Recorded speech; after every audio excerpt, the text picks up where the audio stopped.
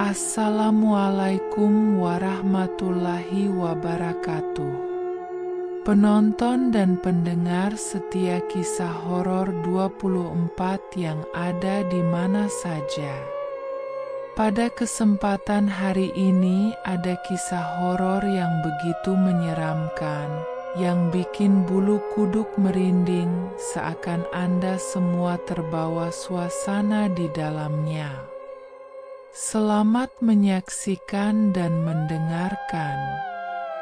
Tahun 2004, di sebuah perempatan dekat makam tua di pinggiran Ngawi, berdirilah sebuah toko material milik Pak Gino. Awalnya, usaha itu kecil dan nyaris bangkrut. Tapi setelah Pak Gino pergi ke daerah Gunung Kemukus selama 3 hari, segalanya berubah. Dalam waktu 6 bulan, toko material itu jadi terbesar di wilayah itu. Stoknya tak pernah habis, meski truk pengangkut jarang terlihat. Banyak warga mulai curiga, apalagi setiap malam Jumat Kliwon, terdengar suara seperti kereta kuda masuk halaman toko. Padahal tak ada jalan masuk dari belakang. Seorang tetangganya, Bu Warti, pernah melihat bayangan hitam setinggi tiang listrik berdiri diam di atap toko saat malam. Sejak itu, warga sekitar mulai menjauhi tempat itu selepas maghrib.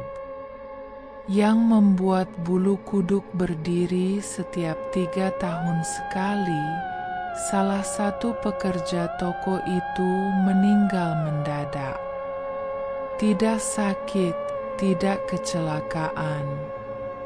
Ada yang ditemukan tewas di gudang dengan wajah ketakutan. Ada pula yang menghilang tanpa jejak. Orang-orang percaya Pak Gino melakukan pesugihan dengan tumbal nyawa, dibayar lewat nyawa orang dekat yang dianggap pengabdian. Tapi karena hukum tidak bisa menyentuh perkara gaib, toko itu tetap berdiri sampai hari ini, walau sudah 3 kali berganti nama. Dan anehnya, toko itu selalu tutup saat malam 1 Suro. Malam Jumat Kliwon itu kelam dan basah. Gerimis tipis turun sejak sore, membuat perempatan dekat makam tua di pinggiran Ngawi itu makin sepi dan berkabut. Warga sekitar sudah menutup pintu dan jendela lebih awal.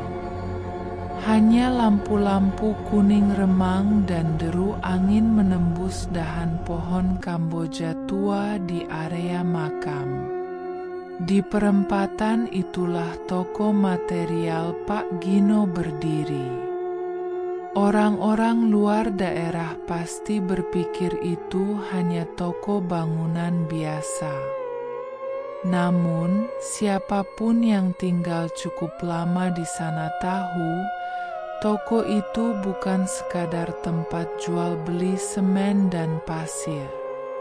Malam itu, pekerja terakhir bernama Sudarman baru saja selesai menutup pagar.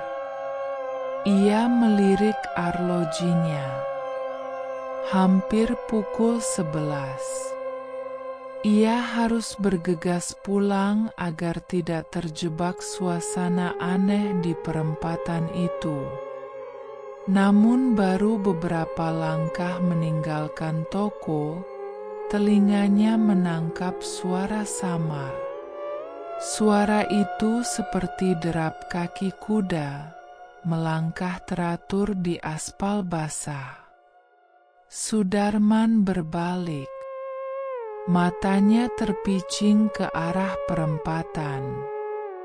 Tak ada siapa-siapa. Tapi bau melati bercampur kemenyan meruak di udara. Sudarman bergidik dan mempercepat langkahnya. Di atap toko, bayangan hitam setinggi tiang listrik sudah menanti. Matanya berkilat merah di kegelapan. Pak Gino bukan orang asli Ngawi. Ia merantau dari Jawa Tengah dan membuka usaha material di perempatan angker itu pada awal 2000-an. Awalnya memang sepi dan hampir bangkrut. Namun semua berubah setelah ia pulang dari ziarah ke Gunung Kemukus selama 3 hari.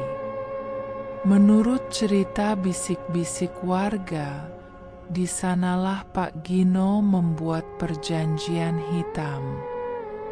Ada tumbal nyawa pekerja yang harus ia serahkan setiap 3 tahun sekali. Sebagai gantinya, bisnisnya akan selalu lancar dan materialnya laris manis. Semua permintaan pasti ada stoknya, bahkan ketika pabrik sedang kosong sekalipun. Maka tak heran, truk pengangkut material nyaris tak pernah terlihat masuk, tetapi gudang toko itu seperti tak pernah kosong. Dan sebagai tanda perjanjian, setiap malam Jumat Kliwon, terdengar derap kuda dan kereta emas di halaman toko. Tak ada jalan masuk di belakang, hanya tembok dan makam tua. Tapi suaranya begitu nyata. 3 tahun pertama, pekerja bernama Manto ditemukan tewas di gudang.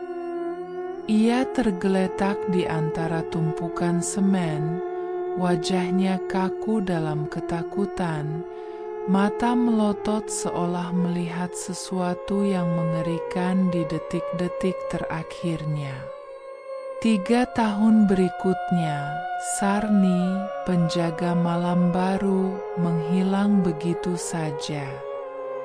Konon malam itu, Sarni melihat bayangan hitam melintas di perempatan dan masuk ke gudang. Ia mengejarnya dan sejak itu tak pernah kembali. Setiap kejadian itu terjadi persis menjelang malam 1 Suro, dan setiap kali tumbal diambil, toko Pak Gino makin ramai dan stoknya makin berlimpah. Lama-kelamaan, warga setempat semakin gelisah. Beberapa tokoh agama di desa mulai berembuk untuk memecahkan misteri toko material itu. Mereka yakin sesuatu yang jahat bersemayam di sana. Pak Gino pun makin tertutup, jarang bercakap-cakap dan lebih sering berdiam di dalam ruangan di belakang gudang. Suatu malam, 2 pemuda desa, Bimo dan Aris, sepakat untuk menyelinap. Dengan berbekal senter dan tasbih, mereka mendekati pagar toko yang hanya berjarak sepelemparan batu dari makam. Mereka mengendap-endap ke sisi gudang belakang dan mengintip lewat lubang ventilasi. Pemandangan di dalam membuat mereka nyaris teriak. Di sana, Pak Gino berlutut di lantai. Di depannya terhampar sesaji dan setumpuk uang lama bercampur bunga dan dupa. Di sudut gudang, entah dari mana, muncul sosok besar berwajah seperti kepala kerbau. Matanya bercahaya merah, tubuhnya dipenuhi bulu hitam panjang hingga menyentuh lantai. Makhluk itu menjulur, memakan sesuatu seperti potongan daging dari nampan emas. Dan di sekitarnya, pekerja lama toko itu berlutut kosong, matanya melotot tanpa jiwa. Bimo dan Aris buru-buru pergi, ketakutan setengah mati. Ketika rasa penasaran memakan korban. Sejak saat itu, cerita makin liar dan menakutkan. Beberapa warga memutuskan untuk pindah. Sementara mereka yang bertahan makin jarang keluar malam. Tapi di luar sana, orang-orang baru terus datang untuk bekerja di toko Pak Gino.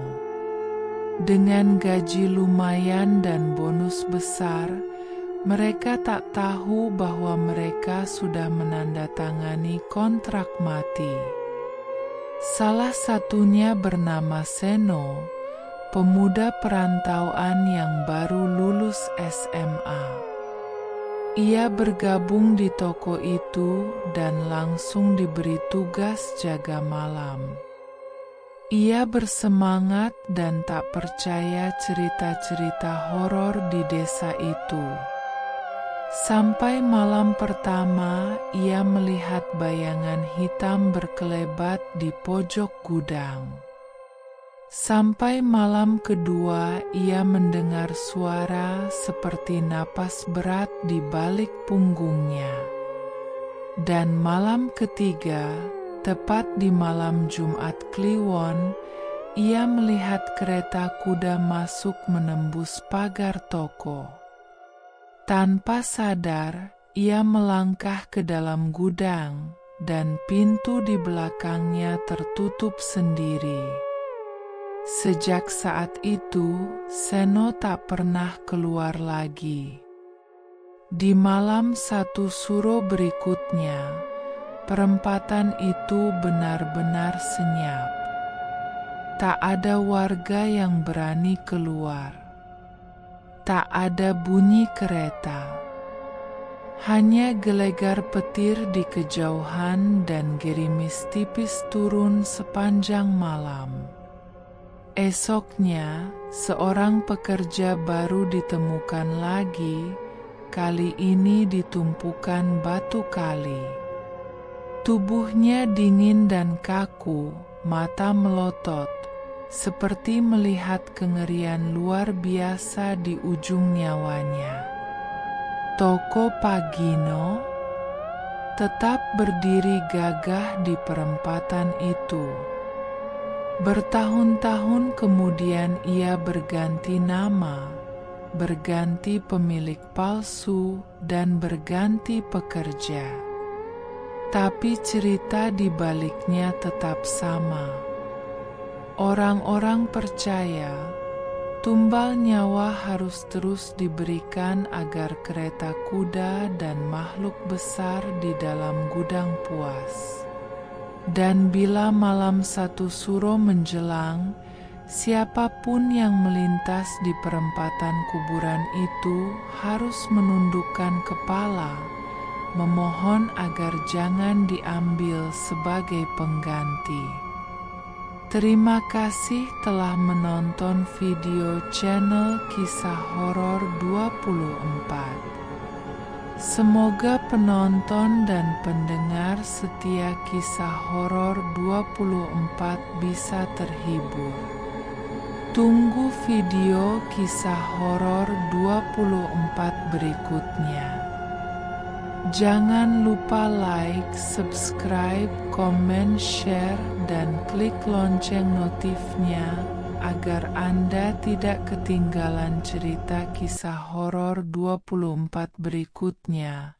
Wassalamualaikum warahmatullahi wabarakatuh.